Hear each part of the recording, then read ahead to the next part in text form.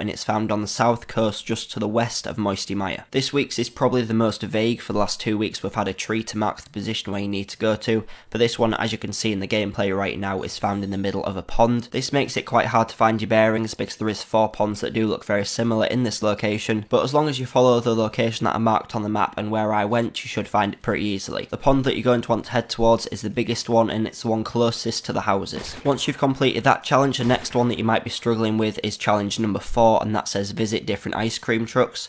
We've had other challenges like this in the past, like the dancing locations. This week's is no different. On screen now you can see a map which marks 13 ice cream truck locations around the map. And as you can see in the gameplay, all you have to do is land or go close to one of these ice cream trucks. There'll be a little explosion, this will count as completing that one, and then all you need to do is get another 4, because for this challenge you need to only do 5. Once you've completed that challenge, you can now move on to the more simpler ones. So starting off with challenge number 1, this challenge says you need to deal 500 damage with sniper rifles to opponents. There isn't really any way that you can do this more efficiently. The best way to do it, I think, is just to land at a bigger town where you've got lots more chance to get good loot, and then try to go for snipes later on. The weapon I suggest that you go for using is the hunting rifle, because this seems to be the best for all situations. You can get more medium range and close range shots with that, so it gives you more opportunities to get more damage with the sniper. And because the sniper rifle is so high damaging, it shouldn't take too many shots to get that 500 damage. Once you've completed that, you can then move on to challenge 2, and this one says you need to search 7 chests in Flush Factory.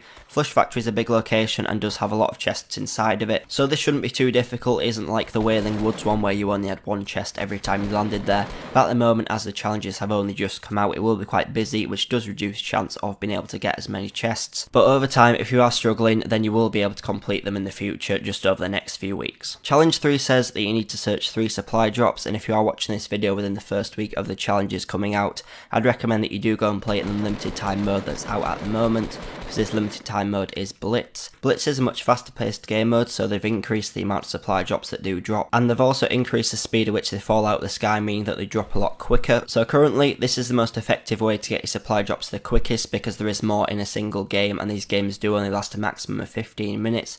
But if you haven't been completing these challenges within that first week and you're only watching the video afterwards, your best chance is probably going to be just to keep on grinding out playing in solos. If you are playing in squads or duos, your teammates could steal them from you, so you just want to play in solos and try and survive as long as possible, because towards the ends of the game this is where you start to find more supply drops dropping. Challenge number 6 says you need to get 1 trap elimination. The count says hard, because this is more just down to luck and play time than anything. I'd say that you want to be playing in a city, and as soon as you find a trap you need to put it down. Try and make some noise near it and maybe leave a chest trying to lure players in, or you can just leave it there throughout the game and hope that somebody does stumble across it. But really, there aren't really any tips on how to complete this other than just put more down and hope that people will run into them. And finally, for challenge 7, you need to eliminate 3 opponents in Tomato Town. This really shouldn't be too hard because Tomato Town is quite a popular drop position. You don't get the high numbers like you do at Tilted Towers, but you generally have about 3 or 4 players dropping there every single game. So if you do drop there and there is that many players dropping, you could easily complete this challenge in one single game. And I definitely recommend dropping at more of the outside buildings, so dropping at the gas station and the little shop instead of the main pizza building, because these often have quite good loot in them, and dropping into that pizza building is just a bit of a mess. It's not very easy to get into quickly and the loot in there isn't guaranteed,